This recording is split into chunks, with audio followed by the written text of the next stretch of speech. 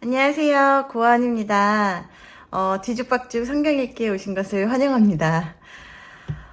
저는 성경을 읽어드리고 있고요. 매일 월요일부터 금요일까지 저녁 10시에 라디오처럼 하루 마무리하실 때 편안하게 들으시라고 제가 개인적인 이야기, 그런 저의 개인적인 경험담 이런 것도 같이 나눠드리고 있어요.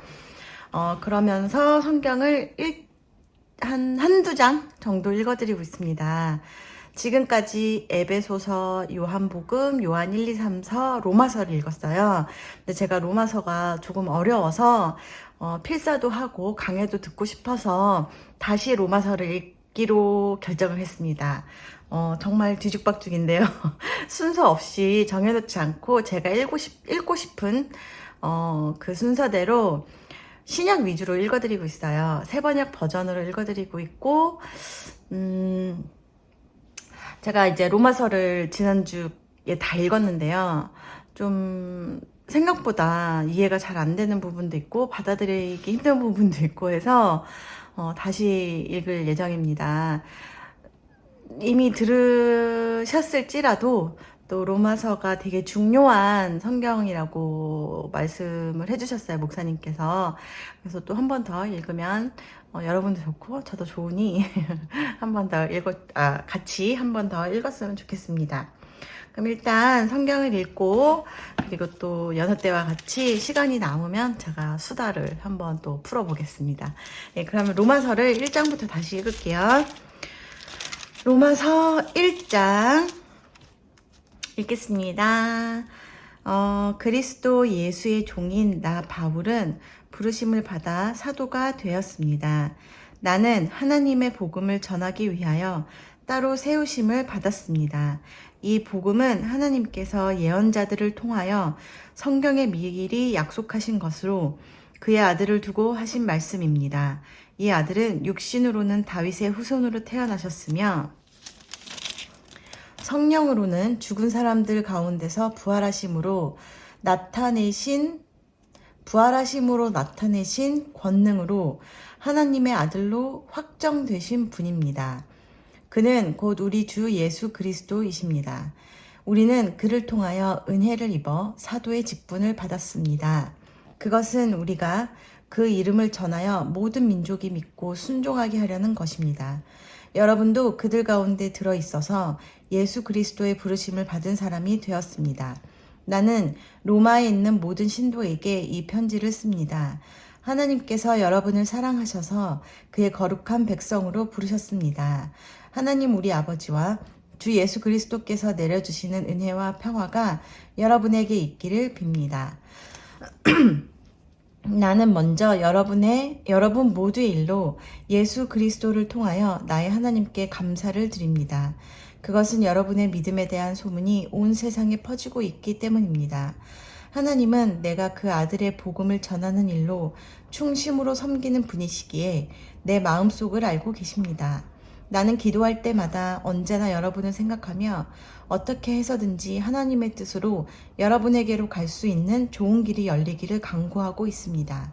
내가 여러분을 간절히 보고 싶어 하는 것은 여러분에게 신령한 은사를 좀 나누어 주어 여러분을 굳세게 하려고 하는 것입니다.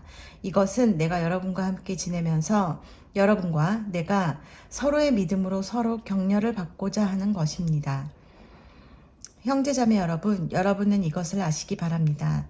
나는 여러분에게 가려고 여러 번 마음을 먹었으나 지금까지 길이 막혀서 뜻을 이루지 못하였습니다. 나는 다른 이방 사람들 가운데서도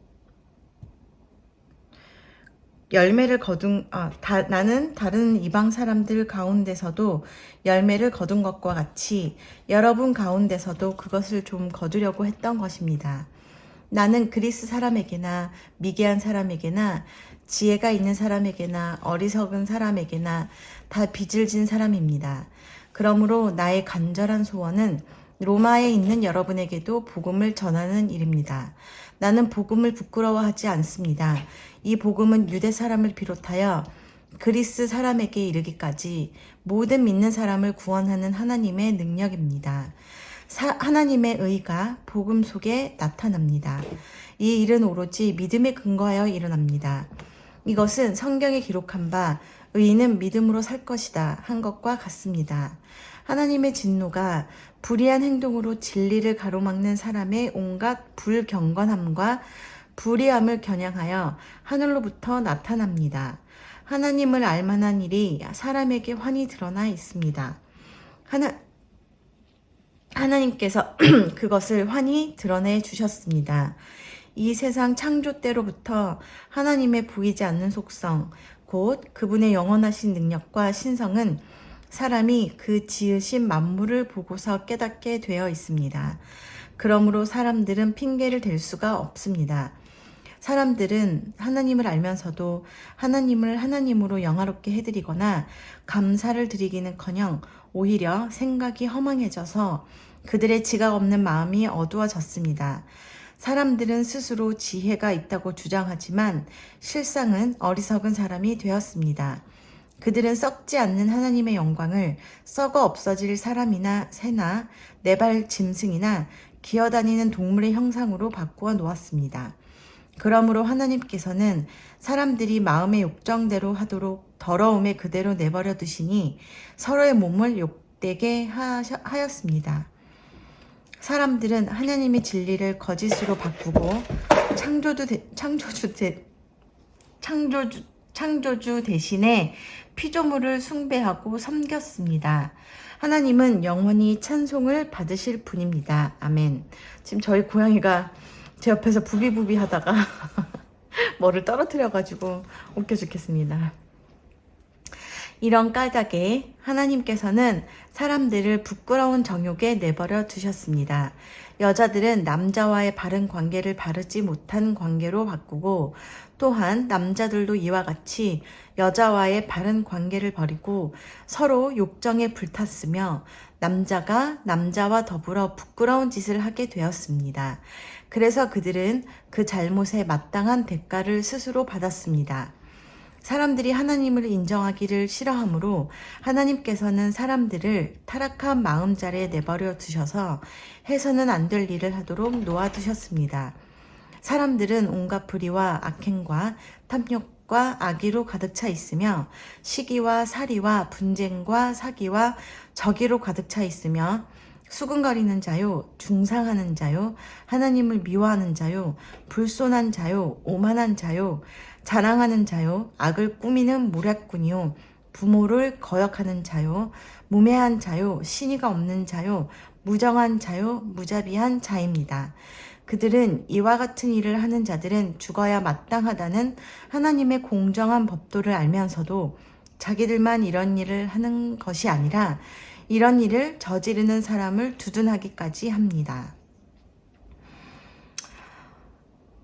2장 그러므로 남을 심판하는 사람이여 그대가 누구이든지 죄가 없다고 변명할 수 없습니다. 그대는 남을 심판하는 일로 결국 자기를 정죄하는 셈입니다. 남을 심판하는 그대도 똑같은 일을 하고 있기 때문입니다. 하나님의 심판이 이런 일을 하는 사람들에게 공정하게 내린다는 것을 우리는 압니다. 이런 일을 하는 사람들을 심판하면서 스스로 그런 일을 하는 사람이여 그대는 하나님의 심판을 피할 수 있을 줄로 생각합니까? 아니면 하나님께서 인자하심을 베푸셔서 그대를 인도하여 회개하게 하신다는 것을 알지 못하고 오히려 하나님의 풍성하신 인자하심과 너그러우심과 오래 참으심을 업신여기는 것입니까? 그대는 완고하여 회개할 마음이 없으니 하나님의 공정한 심판이 나타날 진노의 날에 자기가 받을 진노를 스스로 쌓아 올리고 있는 것입니다. 하나님께서는 각 사람에게 그가 한 대로 갚아주실 것입니다. 참으면서 선한 일을 하여 영광과 존귀와 불멸의 것을 구하는 사람에게는 영원한 생명을 주시고 이기심에 사로잡혀서 진리를 거스르고 불의를 따르는 사람에게는 진노와 분노를 쏟으실 것입니다. 악한 일을 하는 모든 사람에게는 먼저 유대 사람을 비롯하여 그리스 사람에게 이르기까지 환난과 고통을 주실 것이요 선한 일을 하는 모든 사람에게는 먼저 유대 사람을 비롯하여 그리스 사람에게 이르기까지 영광과 존귀와 평강을 내리실 것입니다. 하나님께서는 사람을 차별함이 없이 대하시기 때문입니다. 율법을 모르고 범죄한 사람은 율법과 상관없이 망할 것이요. 율법을 알고 범죄한 사람은 율법을 따라 심판을 받을 것입니다. 하나님 앞에서는 율법을 듣는 사람이 의로운 사람이 아닙니다. 오직 율법을 실천하는 사람. 죄송해요. 저희 고양이가 저한테 지금 꾹꾹이를 하고 있어서 얘 왜 이러지? 아, 귀여워. 아이, 귀여워. 율법을 모르고 범죄한 사람은 율법과 상관없이 망할 것이요. 율법을 알고 범죄한 사람은 율법을 따라 심판을 받을 것입니다. 하나님 앞에서는 율법을 듣는 사람이 의로운 사람이 아닙니다. 오직 율법을 실천하는 사람이라야 의롭게 될 것이기 때문입니다. 율법을 가지지 않은 이방 사람이 사람의 본성을 따라 율법이 명하는 바를 행하면 그들은 율법을 가지고 있지 않아도 자기 자신이 자기에게 율법입니다. 그런 사람은 율법이 요구하는 일이 자기의 마음에 적혀 있음을 드러내 보입니다. 그들의 양심도 이 사실을 증언합니다. 그들의 생각들이 서로 고발하기도 하고 변호하기도 합니다.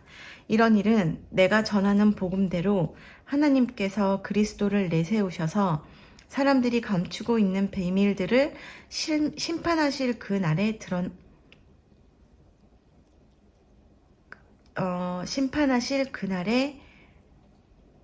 드러날 것입니다. 그런데 그대가 유대 사람이라고 자처한다고 합시다. 그래서 그대는 율법을 의지하며 하나님을 자랑하며 율법의 가르침을 받아서 하나님의 뜻을 알고 가장 선한 일을 분간할 줄 알며 눈먼 사람의 길잡이요 어둠 속에 있는 사람의 빛이라고 생각하며 지식과 진리가 율법의 구체화된 모습으로 들어있다고 하면서 스스로 어리석은 사람의 스승이요 어린아이의 교사로 확신한다고 합시다. 그렇다면 그대는 남은 가르치면서도 왜 자기 자신은 가르치지 않습니까? 도둑질을 하지 말라고 설교하면서도 왜 도둑질을 합니까? 간음을 하지 말라고 하면서도 왜 간음을 합니까? 우상을 미워하면서도 왜 신전의 물건을 훔칩니까? 율법을 자랑하면서도 왜 율법을 어겨서 하나님을 욕되게 합니까? 성경에 기록한 바 너희 때문에 하나님의 이름이 이방 사람들 가운데서 모독을 받는다 한 것과 같습니다. 율법을 지키면 할례를 받은 것이 유익하지만 율법을 어기면 그대가 받은 할례는 할례를 받지 않은 것으로 되어버립니다.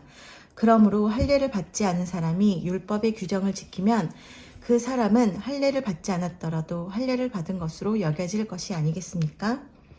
그리고 본래 할례를 받지 않았더라도 율법을 온전히 지키는 사람이 율법의 조문을 가지고 있고 할례를 받았으면서도 율법을 범하는 사람인 그대를 정죄할 것입니다. 겉모양으로 유대 사람이라고 해서 유대 사람이 아니요 겉모양으로 살갗에 할례를 받았다고 해서 할례가 아닙니다. 오히려 속사람으로 유대 사람이니까 유대 사람이며 율법의 조문을 따라서 받는 할례가 아니라 성령으로 마음에 받는 할례가 참 할례입니다. 이런 사람은 사람에게서가 아니라 하나님에게서 칭찬을 받습니다. 네, 이렇게 해서 오늘은 로마서 1장, 2장까지만 읽을게요.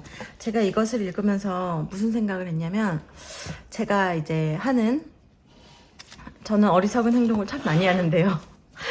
근데 가장 제가 하는 이 구절을 읽다 보니 이 장을 읽다 보니까 제가 하는 가장 많은 실수가 남을 정죄하는 제가 그러니까 비판적인 사고가 조금 탁월해요. 제 입으로 이렇게 말하니까 좀 그런데 그러니까 이게 집안 내력인지라 저희 아버지도 좀 그런 면이 있으시고 뭔가를 생각하거나 바라볼 때 비판적으로 좀 접근을 많이 해요. 근데 이게 좀 정도가 심해져서 다른 사람을 정죄하고 내 나름대로의 그 어떤 신념이나 내가 정해놓은 선에 따라 다른 사람을 심판하고 막 이 정도까지 가는 그런 아주 어리석은 그런 행동들을 하곤 하는데요.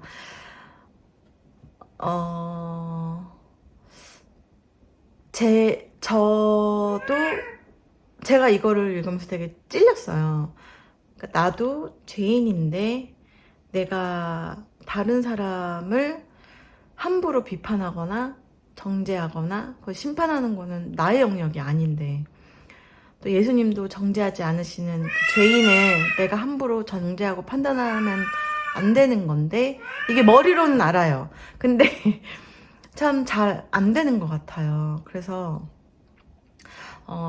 이렇게 성경 말씀을 읽으면서 많이 나를 좀 그렇게 판단하는 나를 좀 인지하고 스톱을 시켜야 되겠다, 이런 생각을 했습니다. 특히나 이제 성경 말씀에 쓰여진 아주 구체적인 그런 죄가 있잖아요.